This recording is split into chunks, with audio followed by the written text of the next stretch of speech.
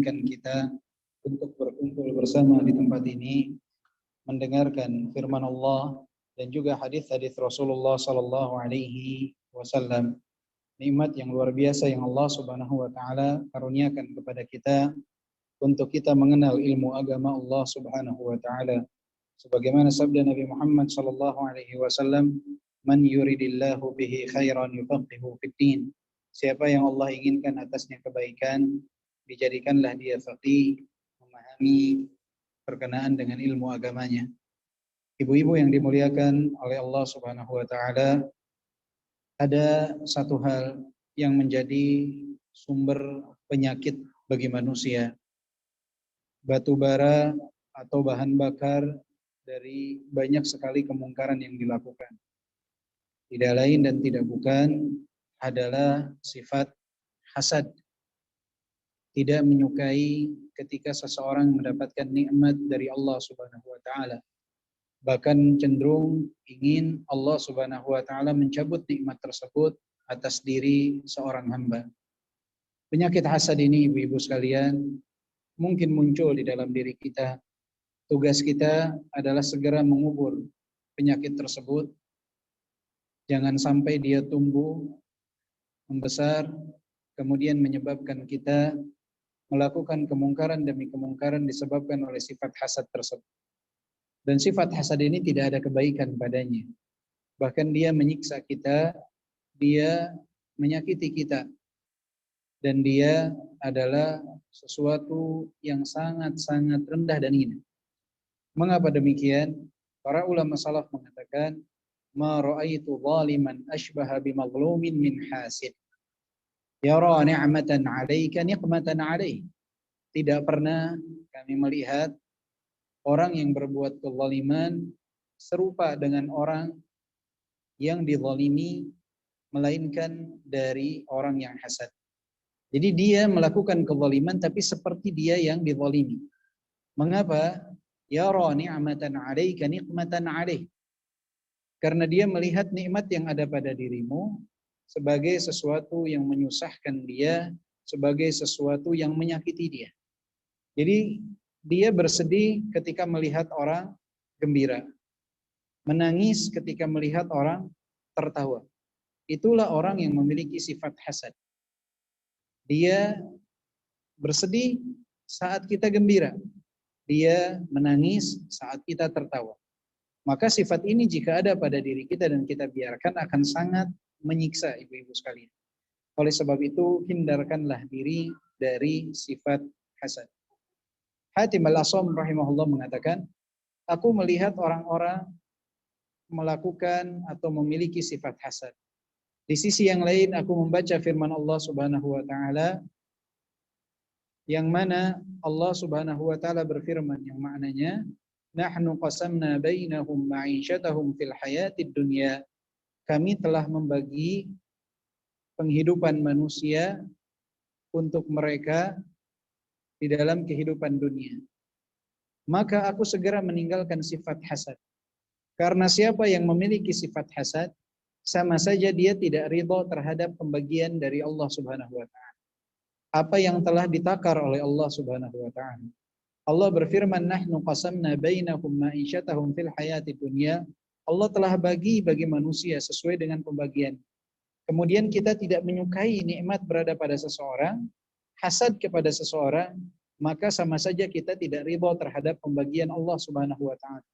Padahal Allah Subhanahu wa taala telah berfirman, "Dzalika fadlullahi yu'tihi man yasha." Keutamaan dari Allah yang Allah Subhanahu wa taala telah berikan bagi siapa yang Allah Subhanahu wa taala kehendaki. Maka hindarkanlah diri dari sifat hasad. Lihatlah dosa pertama di bumi ini, ibu-ibu sekalian, yaitu pembunuhan yang dilakukan oleh putra Adam kepada putranya yang lain.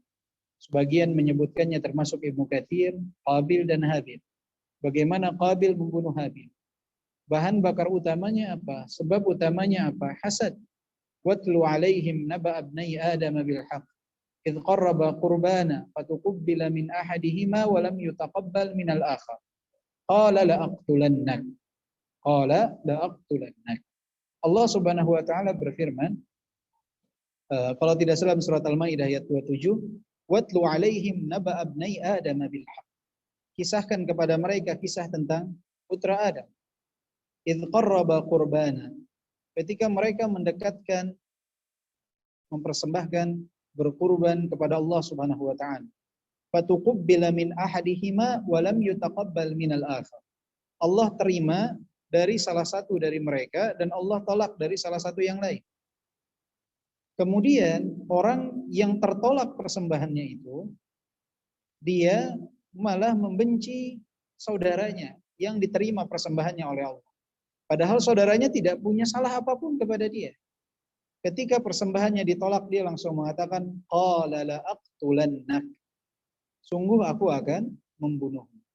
Yang Ibnu Katsir dalam tafsirnya menyebutkan bahwa ini adalah perkataan dari Qabil terhadap Habil.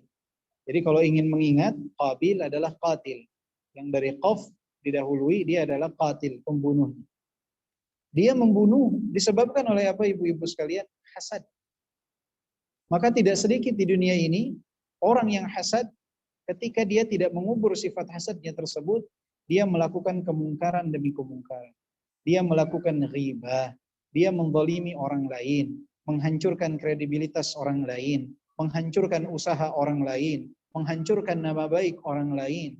Dia sampai bisa membunuh orang lain karena sifat hasad yang ada pada dirinya. Dan ini harus segera dikubur jika tidak ingin menjadi satu malapetaka bagi kita di dunia dan di akhirat kelak. Ingat, kezaliman sedikit pun yang kita lakukan akan dimintai pertanggungjawaban oleh Allah Subhanahu wa taala. Allah Subhanahu wa taala tidak lalai dari orang-orang yang zalim. Tetapi Allah Subhanahu wa taala menangguhkan kadangkala bagi mereka hukum. Allah itu tidak lalai, tapi Allah menangguhkan bagi mereka hukuman tersebut. Maka hati-hati, jangan sampai sifat ini tumbuh. Tidak disadari kadangkala. Ibu-ibu misalkan berjualan jilbab, tetangga ibu-ibu atau teman ibu-ibu yang lain berjualan jilbab. Ibu karena hasad kepada mereka, dagangannya laku, ibu-ibu menyebarkan dusta palsu. Mengatakan jilbab dia bahannya tidak bagus, jilbab saya bahannya lebih baik, jilbab saya begini, jilbab dia begitu. Dia melakukan pinjaman ini dan itu, dijelekan kredibilitasnya, dihancurkan nama baiknya, dihancurkan produknya, hanya dikarenakan sifat hasad yang ada pada diri kita. Dan ini berlaku bagi banyak usaha, bagi banyak hal, yaitu sifat hasad yang tidak dikubur, tidak segera kita tenggelamkan, maka dia akan menjadi sebab kita melakukan kezaliman demi kezaliman kepada orang lain. Maka hindarkanlah diri kita dari sifat hasad jika kita ingin menggapai kebahagiaan. Jangan sampai kita termasuk orang-orang yang tersiksa saat melihat orang bahagia, yang menangis saat melihat orang tertawa. Sayang jika kita melakukan hal tersebut. Jadilah orang-orang, jadilah hamba-hamba yang bahagia di saat melihat orang bahagia, yang bersedih di saat melihat orang lain bersedih, kemudian berikhtiar untuk membantunya agar terangkat kesedihan pada dirinya. Jangan kebalikannya. Ingat, sifat hasad dapat menjadikan seseorang menjadi orang yang berbuat zalim, dapat menjadikan seseorang menjadi pembunuh, dapat menjadi seorang penghibah, dapat menjadi penyebar namimah. Bahan bakarnya adalah sifat hasad. Ibu-ibu yang dimuliakan oleh Allah Subhanahu wa taala, insyaallah pada hari ini kita akan melanjutkan pembahasan kita dari kitab Asmaul Husna, yang mana kita sekarang sudah masuk ke dalam pembahasan Al-Basir. Al-Basir. Allah Subhanahu wa taala adalah zat yang maha melihat. Allah Subhanahu wa taala adalah zat yang maha melihat. Al-Basir adalah mubalaghah dari kata mubsir, yang melihat. Al-Basir adalah yang maha melihat. Kita akan bacakan apa yang disebutkan oleh Syekh di dalam kitab beliau, ya, Syekh Sa'id Al-Qahtani rahimahullah. Beliau mengatakan, Al-Basir alladhi ahata basaruhu bi jami'il mubsirat fi aqtaril ardi was samawat. Al-Basir adalah yang mana pandangannya, yang maha melihat, yang mana pandangannya itu mencakup segala hal yang ada di penjuru langit dan di penjuru bumi. Hatta akhfa ma yakunu fiha, sampai yang tersembunyi sekalipun itu terlihat oleh Allah Subhanahu wa taala. fayara dabiban namlatis sauda ala sakhratis samma fil lailatil dhulma, yang mana Allah Subhanahu wa taala melihat gerakan semut yang berwarna hitam di atas batu yang berwarna hitam kelam di dalam kegelapan malam. Sesuatu yang sulit untuk manusia lihat, Allah Maha melihat. Semut hitam yang sedang berjalan di atas batu yang berwarna hitam di dalam kegelapan malam, Allah Subhanahu wa taala Maha melihatnya. Wa jami'a a'dha'ihal batinah wadh-dhahirah, dan seluruh anggota tubuhnya, baik yang nampak ataupun yang tersembunyi. Semut, seluruh nadinya, seluruh urat-uratnya terlihat oleh Allah Subhanahu wa taala. Apa yang ada dalam tubuhnya terlihat oleh Allah Subhanahu wa taala. Apa yang nampak secara zahir terlihat oleh Allah Subhanahu wa taala. Wa saryanal quti fi a'dha'iha ad-daqiqah, dan juga pergerakan makanan yang dia makan di dalam tubuhnya terlihat oleh Allah Subhanahu wa taala. Bisa dibayangkan ibu-ibu sekalian, sekecil apa itu terlihat oleh Allah Subhanahu wa taala. Nampak di hadapan Allah Subhanahu wa taala. Wa yara saryanil miyah fi aghsanil ashjar wa uruqiha. Allah Subhanahu wa taala dapat melihat pergerakan air di dalam pepohonan, bahkan di akar-akar pepohonan tersebut. Di dalamnya Allah Subhanahu wa taala Maha melihatnya. Wa jami'in nabatati ala ikhtilafi anwa'iha wa sighariha wa diqqatiha, dan segala jenis tanaman, perbedaan jenisnya, perbedaan ukurannya, perbedaan secara rinci dari tanaman-tanaman tersebut, seperti apa yang ada di dalamnya, bagaimana nampaknya, semuanya ada pada pandangan Allah Subhanahu wa taala. Allah Subhanahu wa taala Maha melihat itu semua. Wa yara niyata uruqin namla wan nahla wal ba'udha wa asghara min dzalik. Allah melihat seluruhnya ibu-ibu sekalian.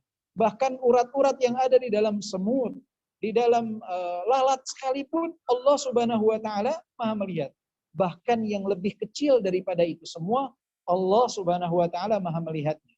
Fa subhana man tahayyaratil uqul fi 'azamatihi wa sa'ati muta'alliqati sifatihi wa kamali 'azamatihi wa lutfihi wa khibratihi bil ghaibi wasyahada wal hadiri wal ghaib wa yara kha'inatal a'yun wa taqallubatil ajfan wa harakatil janan.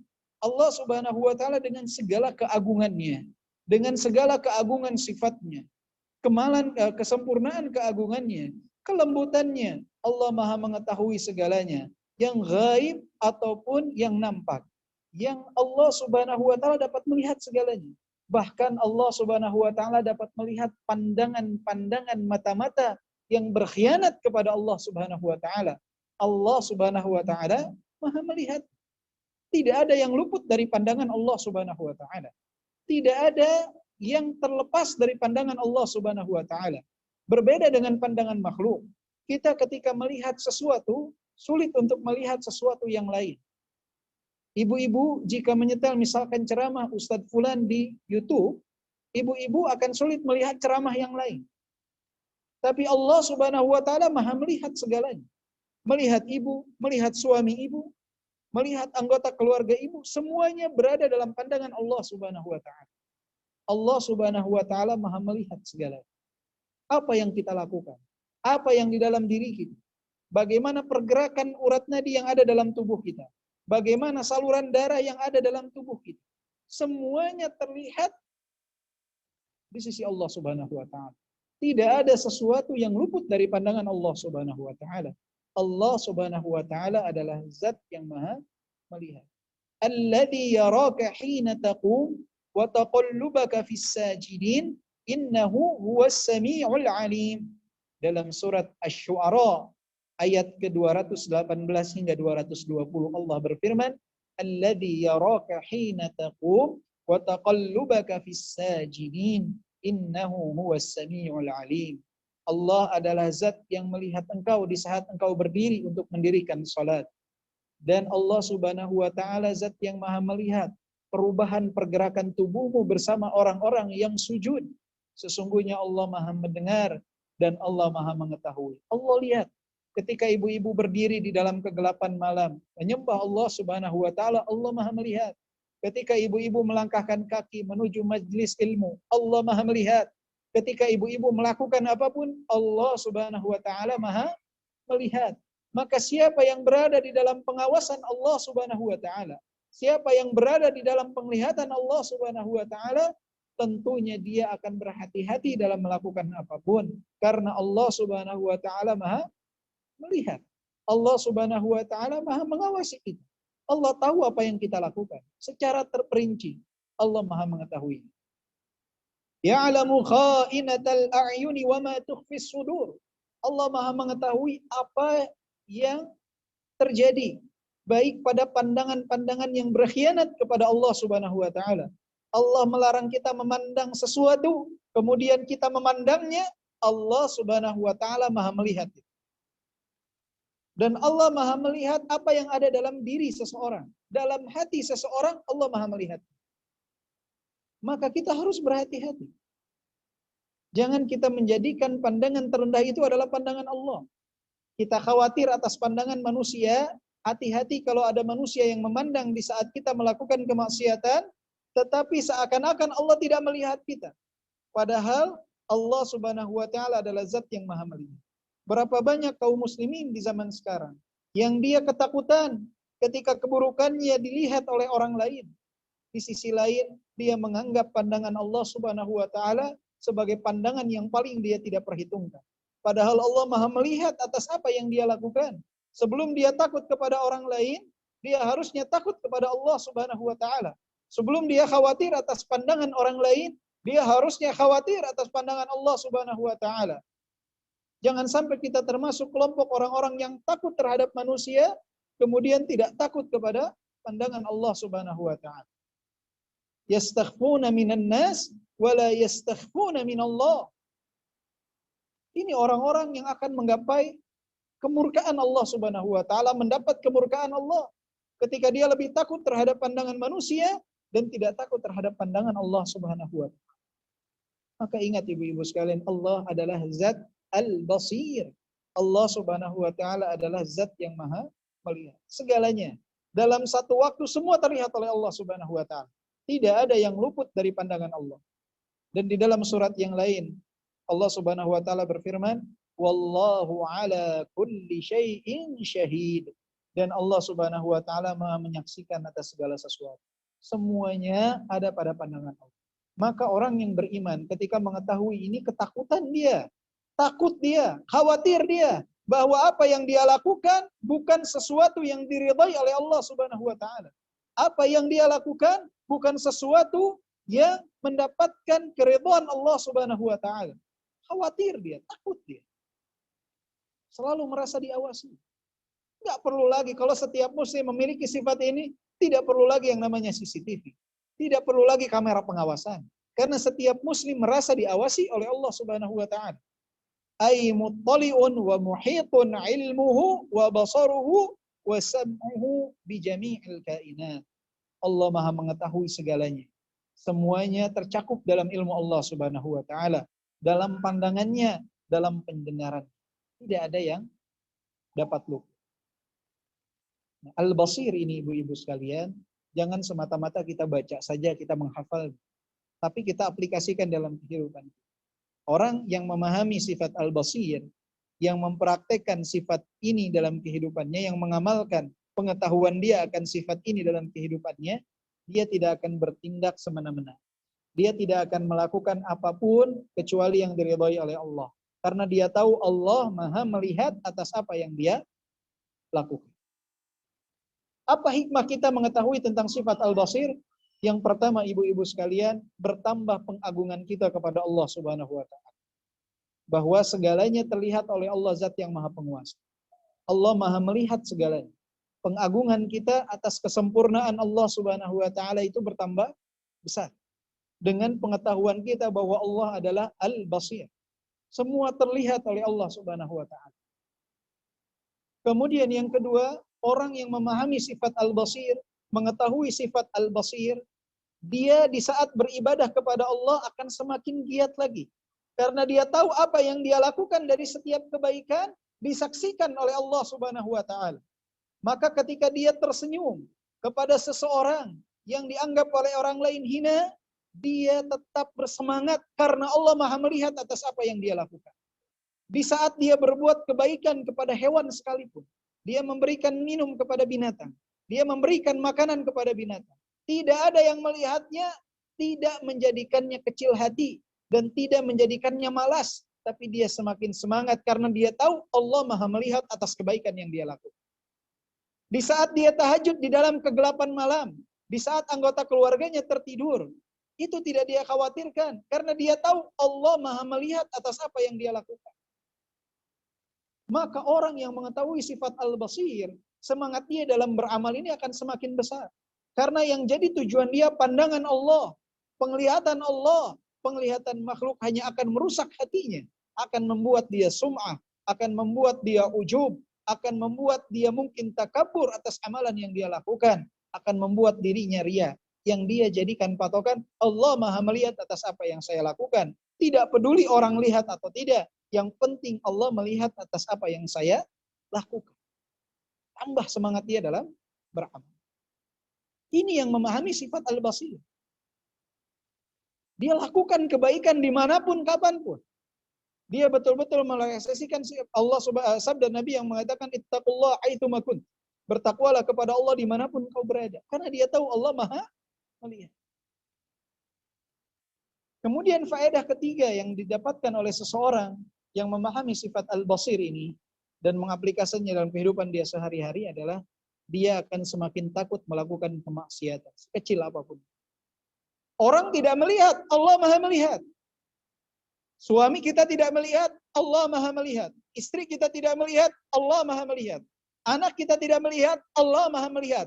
Atasan kita tidak melihat, Allah Maha melihat. Allah yang Maha melihat. Sehingga ketika akan melakukan kemaksiatan, khawatir Allah murka kepada diri. Enggak berani. Dia jadikan pandangan Allah menjadi pandangan yang paling istimewa. Bukan kebalikannya. Di kebanyakan kaum muslimin di zaman sekarang. Ketika dia sudah tutup tirai rumahnya, dia sudah tutup pintunya, dia sudah matikan lampunya, dia sudah berada merasa dalam kesendirian, kemudian dia seakan-akan terbebas untuk melihat apapun, untuk melakukan apapun, padahal Allah Subhanahu wa taala Maha melihat atas apa yang dia lakukan. Orang yang beriman tidak, orang yang memahami al-basir, dia akan takut melakukan kemaksiatan. Gemetar dia karena tahu Allah Maha melihat atas apa yang dia lakukan. Ini 3 faedah penting yang didapat oleh seseorang yang memahami sifat al-basir dan dia mempraktekannya dalam kehidupan dia. Dia mengamalkannya dalam kehidupan. Enggak berani dia melakukan kemungkaran. Walaupun kadangkala orang-orang melihat itu adalah kebaikan, tapi dia tahu itu adalah kemungkaran, dia tidak berani karena Allah Maha melihat. Di zaman sekarang orang kadangkala tahu itu mungkar. Tapi orang-orang yang ada di hadapannya menganggap itu hal yang lumrah, hal yang biasa, dia tetap lakukan. Dia lupa bahwa Allah al-basir, Allah Subhanahu wa taala Maha melihat. Berapa banyak orang zaman sekarang dengan mudahnya dia bersalaman dengan seseorang yang bukan mahram bagi dia. Baik wanita kepada laki-laki yang bukan mahram atau laki-laki kepada wanita yang bukan mahram. Padahal pengajian rajin, kajian rajin. Bahkan tidak sedikit yang mengisi kajian, mengisi pengajian, melakukan itu semua. Karena merasa yang ada di hadapannya tidak mengerti hukum tersebut. Teman-teman yang mengetahui hukum tersebut tidak ada di hadapannya. Tidak melihatnya. Dia lupa bahwa Allah adalah al-basir. Allah zat yang maha melihat. Orang tidak melihat yang memahami hukum tersebut, Allah maha melihat. Orang tidak mengetahui, Allah maha melihat. Maka harus berhati-hati tentang hal tersebut.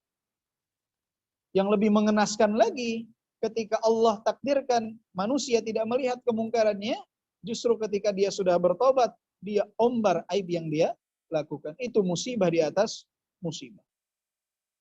Hati-hati dengan hal tersebut. Dan tidak sedikit juga yang dia mengombarkan kemaksiatan yang dia lakukan, bukan di saat dia bertobat, bahkan di saat dia melakukan kemaksiatan. Berapa banyak orang yang bangga dengan kemaksiatan yang dia lakukan. Ini juga musibah di atas musibah. Kita sebagai seorang muslim, sebagai seorang mukmin, mukminah harus mengetahui poin ini. Al-basir, Allah zat yang maha melihat. Maka rem hawa nafsu kita. Jangan sampai melakukan sesuatu kemungkaran dan dilihat oleh Allah. Malu seorang hamba ketika melakukan kemungkaran dilihat oleh Allah. Allah yang menghidupkan kita, Allah yang memberikan rizki kepada kita, yang mengaruniakan kenikmatan kepada kita yang begitu banyak, kemudian kita bermaksiat kepadanya, malu. Sebab itu Rasulullah mengatakan apa? Idza lam tasta'i fasna ma syi'ta. Jika engkau tidak malu, lakukan sesukamu. Karena orang yang memiliki rasa malu, dia tidak akan berani melakukan apapun. Karena tahu Allah Maha melihat. Malu dia dari pandangan Allah Subhanahu wa Ta'ala. Tidak berani, malu. Ini adalah al-basir. Maka fahamilah sifat ini ibu-ibu sekalian, dan kita amalkan dalam kehidupan kita. Berusaha, berjihad dengan hawa nafsu kita, lawan hawa nafsu kita, untuk betul-betul mengamalkan pengetahuan kita bahwa Allah adalah Al-Basir. Allah Subhanahu wa Ta'ala adalah zat yang maha melihat. Dan ini yang kita tanamkan kepada istri, suami, anak-anak kita. Pahamkan mereka, terutama anak-anak kita. Allah zat yang maha melihat. Jangan kau peduli terhadap pandangan manusia kemudian melupakan pandangan Allah. Yang harus kau perhatikan pertama kali adalah pandangan Allah. Pandangan Allah tidak akan luput dari diri. Walaupun engkau belajar, kemudian gurumu tidak tahu, engkau menyontek, Allah maha tahu. Allah maha melihat, Allah maha mengetahui. Maka jangan kau melakukan contekan tersebut. Ketika engkau menzalimi kawanmu, Allah maha melihat atas apa yang kau lakukan.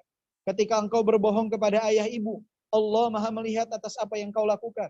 Tanamkan itu, ingatkan itu terus menerus. Sehingga tertancap dalam benak mereka bahwa Allah maha melihat atas apa yang aku lakukan. Percuma aku berbohong kepada orang lain, Allah maha melihat. Percuma aku berusaha menipu orang lain, Allah maha melihat. Dan semuanya ada di hisabnya Allah Subhanahu wa Ta'ala. Kemudian berikutnya ibu-ibu yang dimuliakan oleh Allah Subhanahu wa Ta'ala adalah Al-Alim Al-Khabir. Allah Subhanahu wa Ta'ala adalah zat yang maha mengetahui.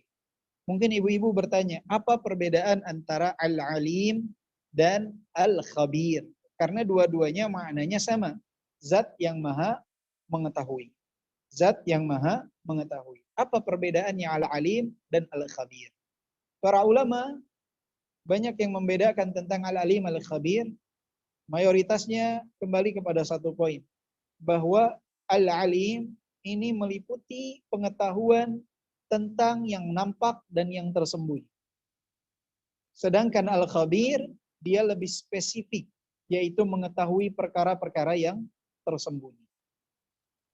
Jadi perkara yang nampak dan tersembunyi itu Al-Alim, perkara yang tersembunyi itu Al-Khabir. Sebagai contoh, ibu-ibu sekarang berkumpul di tempat ini, misalkan ada 100 orang. Allah Subhanahu wa Ta'ala Al-Alim, maha mengetahui tentang bagaimana rupa ibu-ibu sekalian, bagaimana bentuk tangan ibu-ibu sekalian, bagaimana rupa ibu-ibu sekalian, bagaimana anggota tubuh ibu-ibu sekalian, apa yang ibu-ibu gunakan, apa yang ibu-ibu pakai, apa yang ibu-ibu lihat, apa yang ibu-ibu saksikan. Allah Subhanahu wa Ta'ala maha mengetahui. Al-Alim. Apa yang ada dalam hati ibu-ibu sekalian. Rasa bahagia ibu-ibu sekalian, rasa bersedih ibu-ibu sekalian, yang ada dalam hati ibu-ibu sekalian semuanya, Allah maha mengetahui. Al-Khabir, maha mengetahui. Jadi apa yang nampak, ini Al-Alim. Apa yang tersembunyi, ini Al-Khabir. Walaupun Al-Alim pada hakikatnya mencakup keduanya, yang nampak dan tersembunyi. Tapi Al-Khabir lebih spesifik lagi. Oleh sebab itu seringkali dalam ayat-ayat itu Allah merendengkan antara Al-Alim Al-Khabir. Bukan maknanya pengulangan makna dari Al-Alim, tapi Al-Khabir ini maknanya lebih spesifik. Maka ketika Al-Alim direndengkan dengan Al-Khabir, Al-Alim di sini pengetahuan yang bersifat zahir. Al-Khabir pengetahuan yang bersifat batin, lebih mendalam. Qala Allah Ta'ala wa huwal qahiru fawqa ibadihi wa huwal hakimul khabir. Innallaha bikulli syai'in alim. Ini dalam firman Allah surat Al-An'am ayat ke-8 dan Al-Anfal ayat Al-An'am ayat ke-18 dan Al-Anfal ayat ke-75. Wa huwal qahiru fawqa ibadihi. Allah Maha menguasai dari hamba-hambanya, wa huwal hakimul khabir. Dan Allah adalah zat yang maha bijaksana dan Allah zat yang maha mengetahui. Al-Khabir adalah pengetahuan dari perkara yang batin, yang ada di dalam. Innallaha bikulli syai'in alim. Sesungguhnya Allah Maha mengetahui atas segala sesuatu. Fahuwal alimul muhitu ilmuhu bikulli syai'. Allah Subhanahu wa taala pengetahuannya mencakup segala hal. Bil wajibat wal mumtani'at wal mumkinat. Allah Subhanahu wa taala mengetahui terhadap sesuatu yang wajib ada, yang mustahil ada, dan yang mungkin ada. Jadi Allah Subhanahu wa taala itu pengetahuannya atas segala sesuatu. Sesuatu yang wajib ada, yang mustahil ada, dan yang mungkin ada. Ini para ulama membaginya 3 bagian. Ilmu Allah itu terhadap sesuatu yang wajib ada, terhadap sesuatu yang mustahil ada, dan jika ada akan terjadi seperti apa, Allah Maha mengetahui. Dan terhadap sesuatu yang mungkin ada. Yang mungkin ada. Semuanya Allah. Kata Syekh Al-Utsaimin rahimahullah, beliau mengatakan bahwa Allah itu ilmunya tidak didahului dengan ketidaktahuan. Dan tidak berakhir dengan kelupaan. Ini yang jadi pembeda dengan ilmu kita. Ilmu Allah itu tidak didahului dengan ketidaktahuan. Dan tidak berakhir dengan kelupaan. Beda dengan ilmu kita. Kita itu tadinya tidak tahu jadi tahu. Dan ketika tahu biasanya akan berakhir dengan lupa. Tapi Allah Subhanahu wa taala itu tidak mungkin lupa. La yadhillu rabbi wala yansa. Allah tidak mungkin lupa. Allah tidak mungkin lupa. Mustahil Allah lupa. Dan ilmu Allah ini tidak diawali dengan ketidaktahuan. Jadi kalau katakan Allah Maha mengetahui, berarti sebelumnya Allah tidak tahu? Tidak. Ilmu Allah itu tidak didahului dengan ketidaktahuan. Jadi jangan sampai ibu-ibu sekalian kita menempatkan Allah Subhanahu wa taala itu dalam ruang lingkup manusia. Ini sebagai contoh ibu-ibu sekalian. Pernah dengar gak orang ada yang bertanya, manusia pertama adalah Nabi Adam. Diperkirakan diciptakan tahun sekian misalnya. Kemudian ada gak yang pernah bertanya atau muncul dalam benaknya pertanyaan, lalu Allah itu ada sejak kapan? Pernah ada yang muncul pertanyaan seperti ini?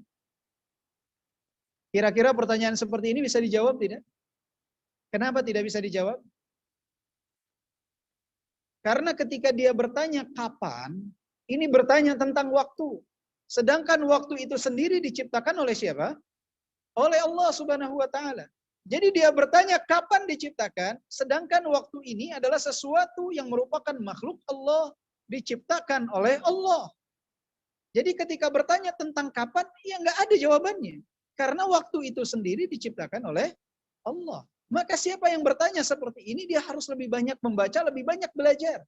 Tandanya ada keterbatasan pengetahuan pada dirinya. Dia bertanya sesuatu, membatasi sesuatu dengan jawaban yang pada hakikatnya dia sudah ada sebelum hal tersebut. Jelas gak Bu poin ini Bu? Bingung Bu? Jelas. Saya ambil contoh Bu. Saya ambil contoh.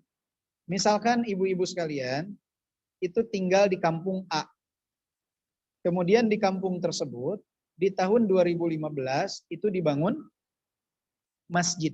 Dibangun masjid. Di 2017 dimulai pengajian di masjid tersebut. Sekarang tahun berapa Bu? 2022. Ketika ada orang yang bertanya, sejak kapan semenjak masjid ini didirikan pengajian diadakan? Jawabannya mudah tidak? Tahun 2017. Kemudian ada orang kedua bertanya, Ibu, sejak kapan tinggal di kampung ini? Jawabannya harus berdasarkan sejak masjid ini didirikan. Dari range 2015 sampai 2022. Ibu-ibu bisa jawab tidak?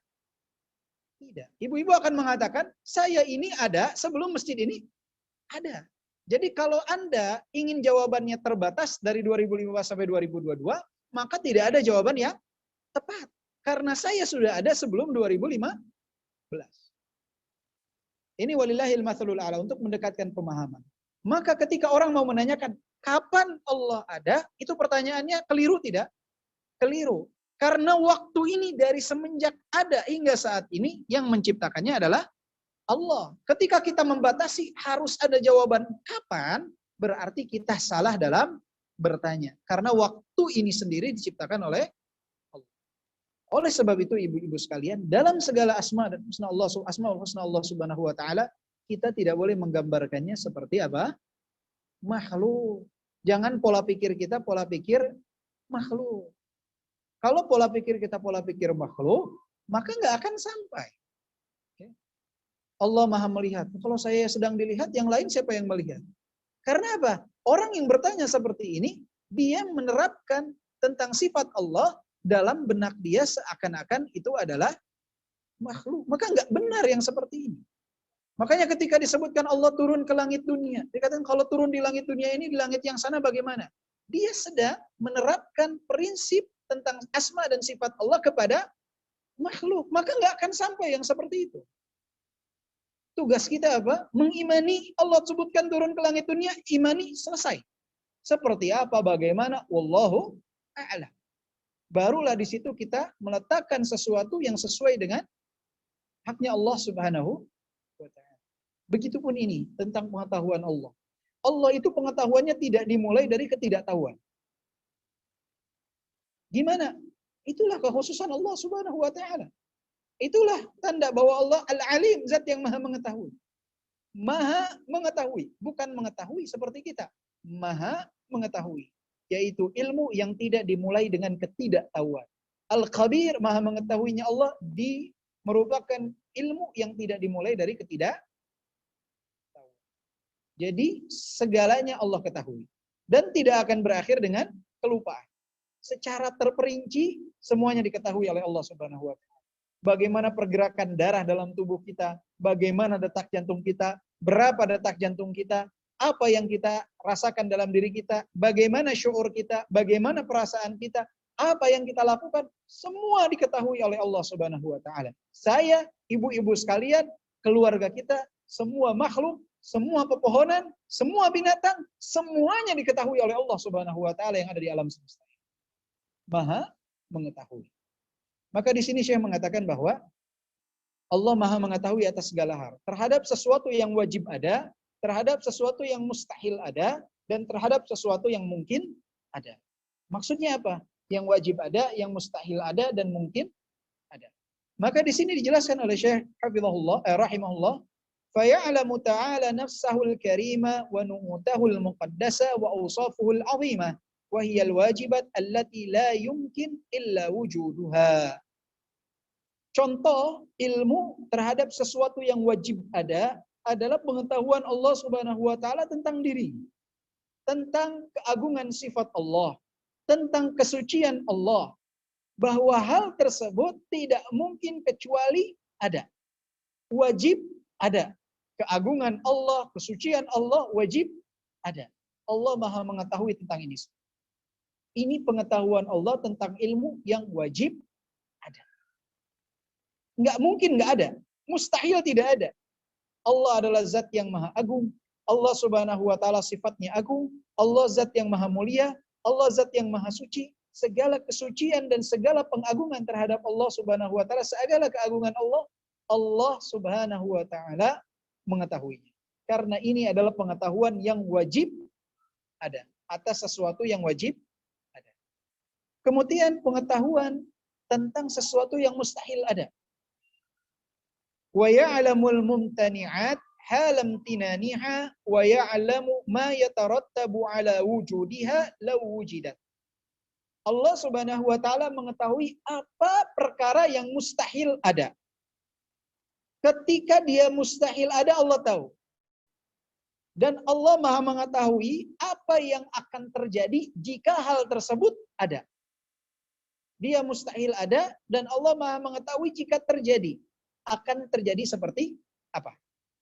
Contohnya adalah firman Allah Subhanahu wa ta'ala, "Lau kana fihima alihatun illallah lafasadata." Ini dalam surat Al-Anbiya ayat ke-22. "Lau kana fihima alihatun illallah lafasadata." Andai saja di langit dan bumi ini ada Tuhan-Tuhan selain Allah Subhanahu wa taala, maka tentunya langit dan bumi ini akan binasa. Ada Tuhan selain Allah mustahil tidak? Mustahil. Allah mengetahui sesuatu yang mustahil, dan jika terjadi akan terjadi apa, Allah Maha mengetahui. Kalau saja ada Tuhan selain Allah, ini mustahil ada. Tapi jika ada Tuhan selain Allah, maka Allah telah sebutkan bumi dan langit ini akan binasa, akan hancur. Kemudian di dalam firman Allah Subhanahu wa taala surat Al-Mu'minun ayat ke-91. Al-Mu'minun ayat ke-91, "Mattakhadallahu min waladi wa ma kana ma'ahu min ilah. Idzal ladzahaba kullu ilahin bima khalaqa wa la'ala ba'dhum 'ala ba'd." Allah Subhanahu wa taala itu tidak memiliki anak. Dan Allah tidak ada sekutu baginya. Idzal ladzahaba kullu ilahin bima khalaq. Andai saja ada Tuhan selain Allah, maka setiap Tuhan itu akan membawa makhluk-makhluk yang dia ciptakan. Wala ala ba'dhum ala ba'd. Dan masing-masing dari Tuhan ini akan berusaha untuk mengalahkan Tuhan yang lain, menguasai Tuhan yang lain, hancur dunia ini. Maka ini adalah ilmu Allah tentang sesuatu yang mustahil ada, dan jika ada akan seperti apa Allah tahu. Kalau ada Tuhan selain Allah akan binasa. Dan ini adalah sesuatu yang mustahil ada. Ibu-ibu pusing nggak, Bu? Pusing ya? Saya rada bingung nih kalau bahas Asmaul Husna. Memang ya, baik. Pusingnya di poin mana, Bu?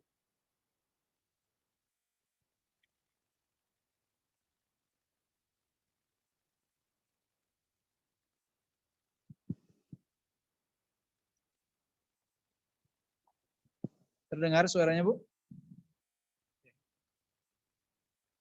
Pusing, Bu?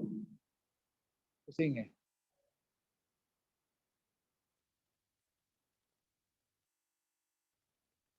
Baik.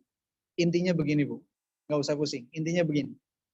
Jadi Allah Subhanahu wa taala itu Maha mengetahui segalanya. Dari sesuatu yang memang ada, Allah tahu. Sesuatu yang nggak mungkin ada, kalau terjadi seperti apa Allah tahu. Dan sesuatu yang memang pada dasarnya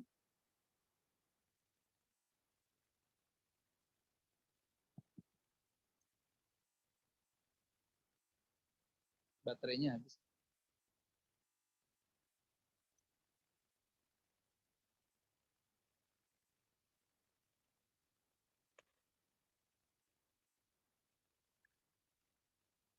Bismillah. Jadi ibu-ibu sekalian, intinya adalah Allah Maha mengetahui segalanya. Sesuatu yang tersembunyi Allah Maha mengetahui. Sesuatu yang memang seharusnya ada Allah Maha mengetahui. Sesuatu yang mustahil ada, kalau terjadi seperti apa Allah Maha mengetahui. Ya. Saya ambil contoh misalnya. Ibu-ibu tadi pagi kemana? Datang ke masjid ini, Bu ya. Datang ke masjid ini ikut pengajian. Kalau ibu-ibu tidak datang ke pengajian, itu ibu-ibu mungkin pergi ke tempat lain. Betul tidak?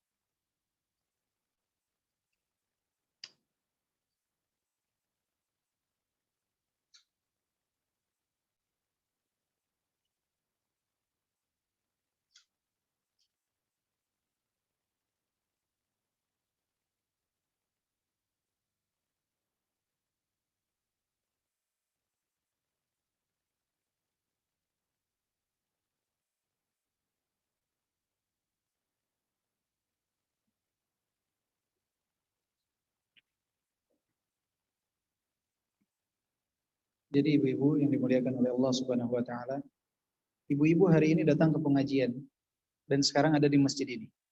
Allah Maha mengetahuinya. Dan jika ibu-ibu tidak datang ke pengajian, ibu-ibu pergi kemana, akan terjadi apa, Allah pun maha mengetahui. Itu luar biasanya pengetahuan Allah beda dengan kita sebagai makhluk. Pengetahuannya terbatas. Allah maha mengetahui itu semua. Jadi khulasahnya, saya langsung bacakan khulasahnya dari Syekh saja. Kata Syekh rahimahullah mengatakan, wal khulasatu anna Allah Ta'ala huwa alladhi ahata ilmahu bil dhawahiri wal bawatin wal israri wal i'lan wa bil wajibati wal mustahillati wal mumkinat wa bil alamil ulwi was sufli wa bil madi wal hadir wal mustaqbal fala yakhfa alaihi syai'un minal asya. Jadi khulasahnya, kesimpulannya kata beliau, Allah itu ilmunya mencakup segalanya, yang nampak, yang tersembunyi, ya, yang lahir, yang batin, yang seharusnya ada, yang mustahil ada. Kalau tidak, kalau memang terjadi akan seperti apa, yang mungkin terjadi, sesuatu yang ada di atas, sesuatu yang ada di bawah, yang masa lalu, yang saat ini, dan yang akan datang. Allah maha mengetahui. Tidak ada sesuatu pun yang tersembunyi dari pengetahuan Allah Subhanahu wa ta'ala. Allah maha mengetahui ibu. Apa yang ibu lakukan dari semenjak ibu-ibu lahir sampai sekarang, Allah maha mengetahui. Sebelum ibu-ibu lahir, ibu-ibu dalam kandungan seperti apa, Allah maha mengetahui. Tidak mungkin lupa. Kita mungkin lupa dengan dosa-dosa yang kita lakukan, dengan amalan soleh yang kita lakukan, atau dosa yang kita lakukan, kita mungkin lupa. Allah tidak mungkin lupa. Allah maha mengetahui itu semua. Tidak ada yang lupa. Masa lalu ibu-ibu Allah ingat. Masa lalu yang masa saat ini Allah maha mengetahui. Masa yang akan datang kita akan seperti apa? Allah pun maha mengetahui. Tapi Allah Subhanahu wa ta'ala tidak mengijbarkan kepada kita untuk melakukan ini dan itu. Itu adalah sebatas pengetahuan Allah. Tetapi Allah Subhanahu wa ta'ala memberikan pilihan kepada kita untuk memilih apa yang akan kita pilih. Dan apa yang akan kita pilih diketahui oleh Allah tidak? Diketahui oleh Allah. Tapi Allah tidak menzalimi hambanya untuk melakukan kemungkaran. Tidak. Inni haramtu dzulma ala nafsi wa ja'altu bainakum muharrama. Aku mengharamkan kezaliman atas diriku. Jadi ketika seseorang melakukan kemaksiatan besok, Allah tahu tidak sekarang? Allah tahu bahwa dia besok akan melakukan kemaksiatan. Tapi apakah Allah memaksakan dia untuk melakukan kemaksiatan? Tidak, karena Allah tidak menzalimi hambanya. Allah berikan pilihan kepada dia. Tapi apa yang akan dia pilih, Allah tahu. Yang menakdirkannya siapa? Allah. Tidak mungkin terjadi kecuali atas kehendak Allah. Tapi Allah menghendaki itu sebagai bentuk keadilan Allah. Ketika ada hamba yang memilih berada dalam ketaatan, hamba yang memilih untuk melakukan kemaksiatan, maka Allah Subhanahu wa ta'ala menakdirkan semua itu karena bentuk keadilan Allah. Tapi apakah Allah paksakan dia melakukan kemaksiatan? Tidak. Allah tidak menzalimi hamba. Itu pilihan dia menentukan jalan tersebut. Allah maha mengetahui, maha mengetahui. Apa yang akan dilakukan? Allah maha mengetahui. Kita anggota keluarga kita sekarang ada berapa orang? Siapa yang wafat duluan? Allah maha mengetahui. Siapa yang wafatnya terakhir? Allah maha mengetahui. Makanya kita sebagai orang tua itu jangan mendahului sesuatu yang menjadi kekhususan Allah. Banyak orang tua ketika sudah mencapai usia 50, 60 sibuk dia bagikan harta untuk anak-anak. Ini untuk anakmu, Ma. Ini untuk anakmu, ini untuk anakmu. Apalagi yang tidak memiliki anak laki-laki. Khawatir harta warisnya berpindah kepada saudaranya, dia bagikan kepada anak perempuannya. Tidak tahu ternyata umurnya panjang sampai 100 tahun. Anak-anaknya besoknya berangkat bersama tabrakan tahu-tahu. Akhirnya suami dari anak-anaknya jadi orang-orang kaya. Dia kelaparan, berada di panti jompo di akhir hayat. Karena apa? Dia menganggap dia yang lebih tahu siapa yang akan duluan wafat. Sehingga dia persiapan itu semua. Allah maha mengetahui. Pembagian Allah jauh lebih adil dari pembagian kita. Kalau mau memberi hadiah silahkan. Tapi membagi karena takut warisannya itu berpindah kepada orang lain, ini adalah bentuk kesoktahuan seseorang tentang akhir hayatnya bahwa menganggap dirinya akan wafat terlebih. Dan ini banyak kasus seperti ini terjadi kasus seperti ini. Hati-hati tentang hal tersebut. Ingat pengetahuan Allah berbeda dengan pengetahuan. Baik. Jika ibu-ibu sudah pusing, insya Allah cukup nih sampai di sini. Ya. Tapi yang penting jelas aja Bu, sedikit nggak apa-apa, yang penting paham, kita aplikasikan, itu penting. Ya. Kemudian juga ada pertanyaan pekan lalu kalau tidak salah, bagaimana dengan ucapan adalah doa? Apakah benar? Saya bukan pekan lalu, bulan lalu ya. Tentang ucapan adalah doa. Jadi kalau dimaknai apakah setiap ucapan itu doa? Secara bahasa ucapan adalah doa, itu tidak. Tidak. Kenapa? Karena doa ini adalah permintaan dari kita makhluk yang rendah kepada Allah Zat yang Maha Tinggi. Bentuknya sama dengan kata kerja perintah. Ya, akan tetapi dalam bahasa Arab itu ada yang disebut kata kerja perintah fi'il amr, itu dari yang tinggi kepada yang rendah. Ada doa dari makhluk yang rendah kepada Allah Subhanahu wa taala. Bentuknya sama. Karena ada sebagian orang di zaman sekarang dia katakan, saya tidak mau berdoa. Kenapa? Saya merintah Allah sama saja. Ya Allah, karuniakan rizkimu kepada, ya Allah, ampuni aku. Saya tidak berhak memerintah Allah. Siapa bilang itu kata kerja perintah? Dalam bahasa Arab bentuknya sama, tapi ada dua makna. Yang disebut fi'il amr kata kerja perintah, ada yang disebut doa. Kalau kata kerja perintah itu dari yang tinggi ke rendah. Tapi doa walaupun bentuknya serupa, tapi itu adalah permintaan dari kita makhluk yang rendah kepada Allah. Maka orang yang punya prinsip seperti ini, dia harus lebih mengkaji bahasa Arab agar dia tahu di mana titik kekeliruan dia. Karena saya pernah menemukan orang yang seperti ini. Dia katakan, saya nggak mau berdoa. Karena apa? Sama saja saya memerintah kepada Allah. Allah ampuni aku. Ya Allah berikan rezeki kepada aku. Ini bukan perintah, ini adalah doa. Maka ketika dikatakan apakah ucapan ini doa, secara makna bahasanya tidak tepat. Akan tetapi secara makna mendalamnya adalah peribahasa ini memberikan peringatan kepada kita untuk berhati-hati di dalam berucap. Setiap ucapan itu ada konsekuensinya, setiap ucapan itu ada akibatnya, setiap apa yang kita ucapkan itu akan dihisab oleh Allah Subhanahu wa taala, semua ada perhitungan. Sehingga seseorang lebih berhati-hati di dalam berucap. Jadi ucapan adalah doa. Kalau ditarik apakah dia sama dengan ucapan sama dengan doa, tidak seperti itu. Karena berucap itu bisa saya kepada fulan, bisa saya kepada Alan, tapi doa ini hanya dari makhluk kepada Allah. Doa ini adalah ibadah, ucapan tidak semuanya bernilai ibadah. Jelas Ibu? Ya, ucapan itu tidak semuanya ibadah, tapi doa itu adalah ibadah. Ucapan boleh kita berucap kepada siapapun, tapi doa hanya boleh kepada Allah. Sehingga kalau ucapan sama dengan doa, tidak benar. Tapi kalau secara makna, tapi yang saya tahu peribahasa ini maksudnya secara makna adalah agar orang berhati-hati di dalam berucap. Bukan menyamakan ucapan sama dengan doa. Ya. Jadi ucapan itu tidak sama dengan doa, tapi peribahasa ucapan adalah doa adalah bentuk peringatan kepada kita untuk berhati-hati di dalam berucap. Karena setiap ucapan itu ada hisabnya, ada konsekuensi yang akan kita terima. Wallahu a'lam bishawab. Jika ada pertanyaan lain, silakan.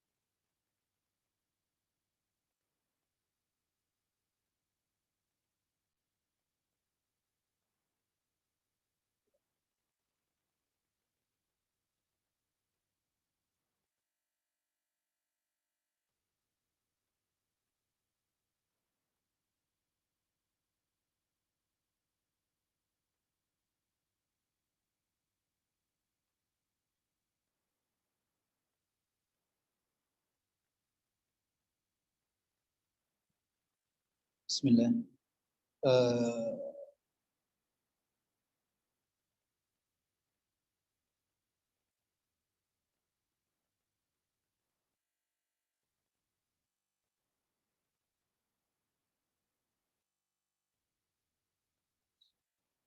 Eh, mohon ilmunya perihal doa dijauhkan dari sifat hasad sesuai sunnah.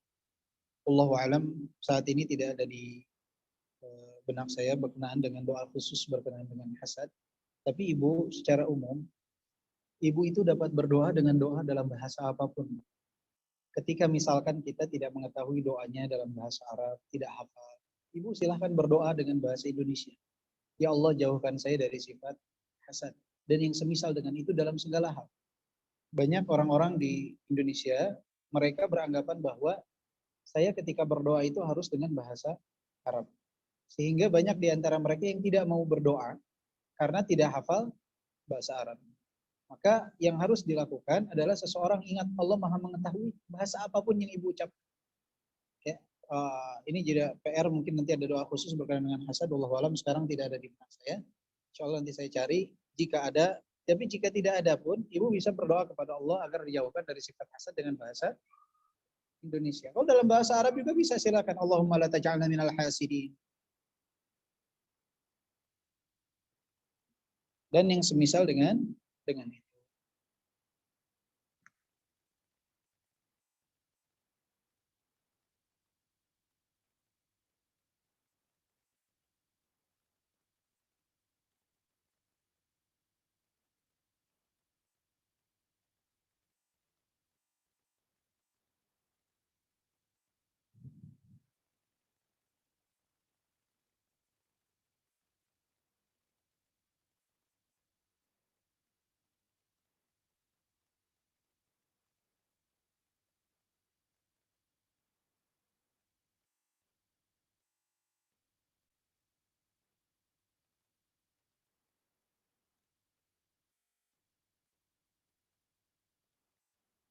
Baik. Ini ada pertanyaan juga, apakah tidak boleh anak sambung memanggil bapak sambung dengan panggilan abi? Yang dilarang itu yang utama adalah seseorang menisbatkan diri kepada yang bukan orang tuanya. Menisbatkan diri kepada yang bukan orang tuanya. Oleh sebab itu di Arab itu, bapak sambung atau bapak tiri, ya, bapak sambung atau bapak tiri itu biasanya tidak dipanggil dengan panggilan abi, tapi dipanggil dengan panggilan ammi. Dipanggil dengan panggilan ammi. Ibu sambung pun tidak dipanggil dengan panggilan ummi, tapi dipanggil dengan panggilan khalati. Dipanggil dengan panggilan khalati. Salah satu tujuannya adalah agar tidak bercampur baur nasab yang akhirnya orang berprasangka bahwa itu adalah bagian daripada keturunan dari orang tersebut. Bagian dari keturunan orang tersebut. Jika khawatir akan timbul hal itu, maka tidak ada salahnya dicari panggilan lain yang dapat menghindarkan diri dari hal itu. Karena ya tadi, yang namanya seseorang itu harus jelas dia keturunan siapa, anak siapa. Ya. Dan yang namanya bapak seseorang di dunia ya satu, ibunya juga satu. Makanya di Timur Tengah ketika ada seseorang punya istri 4 misalkan, itu anak-anak dari istri pertama manggil ke ibu ke istri kedua 3, 4, itu biasanya dipanggil dengan panggilan khalah. Seakan-akan dia adalah saudari-saudari dari ibunya. Tapi kalau misalkan hanya sebatas panggilan dan dia misalkan tidak menjadikan orang beranggapan bahwa itu adalah ayah kandungnya, nggak masalah.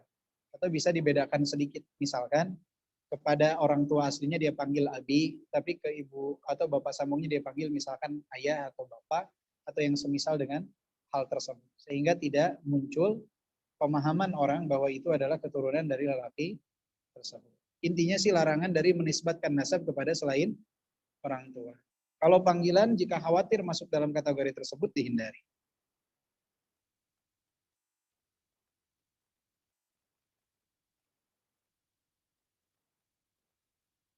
Saya adalah single parent, berpisah dengan suami, beliau tidak menafkahi anak-anak, sekarang saya tidak bekerja. Lalu apakah saya berdosa juga? Sebetulnya ibu, yang harus ibu lakukan adalah bukan mengkhawatirkan tentang masa depan anak-anak, tetapi ibu berikhtiar di jalan yang dihalalkan oleh Allah Subhanahu wa taala. Ibu walaupun tidak bekerja, ibu bisa menjadi pengusaha. Tidak harus bekerja dengan orang lain. Ibu bisa berusaha, berikhtiar, ibu menjadi pemilik usaha tersebut walaupun kecil-kecilan. Tidak harus bekerja pada orang lain. Ibu bisa menjual jasa yang ibu bisa lakukan. Misalkan ibu orang yang ahli dalam bidang desain misalkan. Atau ibu ahli menjahit. Ibu bisa membuat kue. Tidak perlu bekerja. Jangan mindset kita itu bahwa mencari nafkah itu harus bekerja pada orang lain. Tapi usahakan kita bisa justru memperkerjakan orang. Itu yang harus ibu lakukan, berikhtiar. Berusaha, berdoa, meminta kepada Allah Subhanahu wa taala.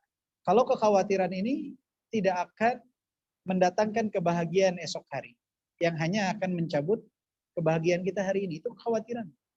Keresahan tentang masa depan itu tidak akan menjadikan kita bahagia esok hari. Hanya akan mencabut kebahagiaan kita pada hari ini. Itu kekhawatiran.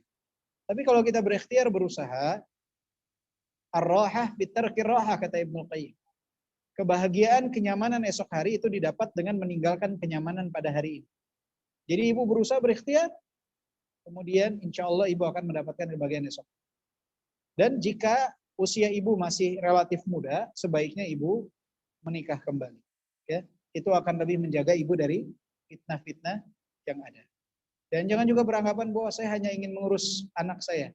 Ibu, apalagi ketika ibu masih relatif muda, ibu pun membutuhkan pendamping dalam hidup. Dicari orang-orang yang dapat menjadi pembimbing ibu dan dapat membantu ibu untuk membimbing anak-anak.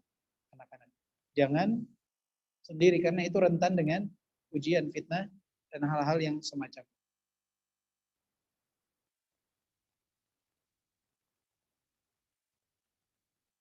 Bagaimana hukum anak angkat soal warisan? Dan apakah anak angkat terus mengetahui orang tua sebenarnya? Sebaiknya diberitahu tentang orang tua sebenarnya. Karena dia harus mengetahui siapa mahram-mahram dia. Ya. Anak angkat itu tidak mendapatkan waris, tetapi jika mau bisa diwasiatkan untuk dia. Karena dia bukan termasuk ahli waris, ibu bisa mewasiatkan untuk dia. Misalkan sekian persen dari harta ibu untuk anak angkat ibu. Nah itu berkenaan dengan hal tersebut tidak boleh lebih dari 1/3. Tapi dia tidak mendapatkan waris. Tidak mendapatkan waris. Dikasih tahu siapa ibunya, siapa bapaknya.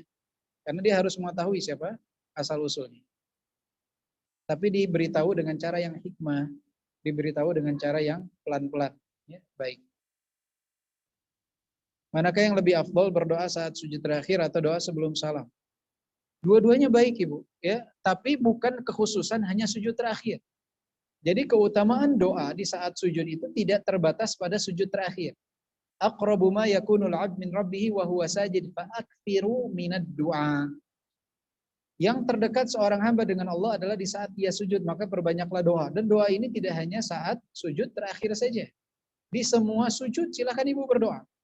Ya, tidak terbatas pada sujud terakhir. Dua-duanya baik, dua-duanya utama. Ya, begitupun di saat akhir sebelum salam seseorang berdoa, itu pun adalah doa yang baik. Ya, yang tidak baik, yang tidak berdoa. Jadi kalau ibu masih berdoa di waktu-waktu yang memang disunnahkan, apalagi untuk berdoa, dianjurkan untuk berdoa, maka itu adalah baik. Tapi kalau ditanya mana yang lebih afdol, saya berdoa sebelum sholat, apa setelah sholat? Afdolnya adalah sebelum sholat, karena di antara waktu mustajab adalah di antara adzan dan iqamah. Sedangkan setelah sholat tidak ada dalil khusus berkenaan dengan hal tersebut. Boleh nggak kalau setelah sholat saya berdoa? Boleh-boleh saja. Tapi tidak dikhususkan menganggap bahwa itu ada keutamaan khusus. Karena tidak ada kekhususan doa setelah sholat. Adapun dzikir yang dianjurkan setelah sholat. Ya. Karena ketika kita membaca astagfirullah ini dzikir yang juga mengandung doa permintaan ampunan dari Allah Subhanahu wa taala. Tapi doa khusus waktunya yang lebih baik adalah sebelum. Maka seseorang itu mana yang lebih baik? Saya sebelum sholat mengaji, kemudian setelah sholat saya berdoa, atau bagaimana? Kalau ditanya mana yang lebih baik walaupun mengaji itu baik, berdoa itu baik, yang lebih baik adalah ibu sebelum sholat itu berdoa, nanti setelah sholat silahkan untuk mengaji. Karena ini momentum waktu mustajab di antara adzan dan iqamah. Doa Kanzul Arsh. Ini yang seperti apa doanya Kanzul Arsh? Wallahu a'lam. Ini PR nanti buat saya. Doa Kanzul Arsh. Ini juga PR. Doa hasad.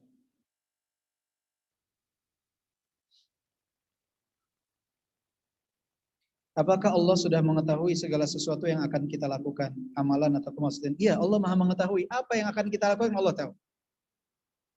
Apa yang harus kita lakukan agar tidak berbuat maksiat? Melakukan ketaatan, menjauhkan diri dari kemaksiatan tersebut. Allah Maha mengetahui apa yang akan kita pilih, tapi kita tidak tahu apa yang akan jadi pilihan kita. Maka kita tentukan untuk memilih sesuatu yang baik. Ketika kita memilih sesuatu yang baik, memilih ketaatan, kemudian kita mengamalkan ketaatan, Allah sudah tahu tidak bahwa kita akan melakukan ketaatan? Allah Maha mengetahui. Tapi karena kita tidak tahu, kita sekarang diberikan pilihan. Dan kita berikhtiar untuk melakukan ketaatan.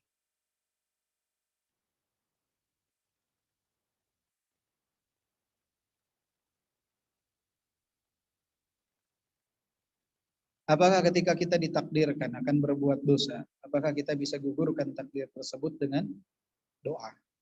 Salah satu doa Rasulullah Sallallahu Alaihi Wasallam adalah Allahumma inni a'udzubika minal ma'tami wal maghram. Ya Allah, aku berlindung kepadamu dari dosa dan hutang. Dari dosa dan hutang. Artinya Rasulullah meminta kepada Allah agar dijauhkan dari dosa. Dan jika dalam catatan malaikat kita ini akan melakukan satu perbuatan dosa, itu bisa terhalang dengan yang namanya doa. La yaruddul qadha illa doa. Tidak ada yang dapat menghalangi qadha kecuali apa? Doa. Tapi ingat poinnya, ketika Allah menakdirkan sesuatu itu bukan berarti Allah menzalimi kita. Bahwa kita pengen ketaatan kemudian tiba-tiba melakukan kemaksiatan. Tidak. Allah tidak menzalimi kita, pilihannya ada pada kita. Apa yang akan kita pilih, Allah Maha mengetahuinya. Allah Maha mengetahui. Berdoa, Bu. Salah satunya doanya seperti itu. Allahumma inni a'udzubika minal ma'tami wal maghrab. Ya Allah, aku berlindung kepadamu dari dosa dan hutang.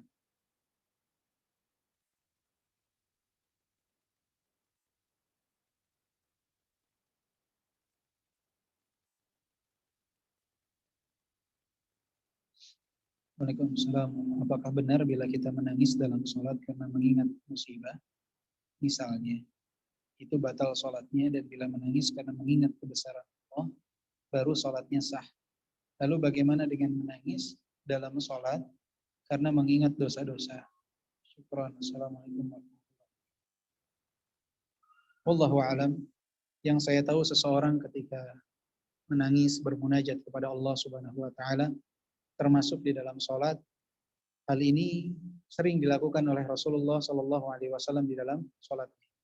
Beliau selalu menangis dan sering menangis di dalam sholatnya. Termasuk juga Abu Bakar As-Siddiq yang sering menangis dalam sholatnya. Menangisnya seseorang di dalam sholat itu tentu saja tidak selamanya di dalam mengingat kebesaran Allah Subhanahu wa taala. Di saat dia mendengar ayat tentang adab, di saat dia mendengar ayat tentang surga dan neraka, tentunya di sini jadi motivasi untuk kita untuk tergerak hati. Dan siapa yang tergerak hati, maka bukan tidak mungkin akan mengalir air mata dari dirinya. Tapi berkenaan dengan ketika musibah, misalkan kita sedih karena anak kita misalkan meninggal dan lain sebagainya, kemudian ketika sholat teringat atas musibah tersebut, atau kita memiliki toko yang terbakar misalkan, menangis karena hal tersebut, apakah membatalkan atau tidak? Wallahu a'lam, nanti saya harus cek kembali. Saat ini tidak ada dalam benak saya.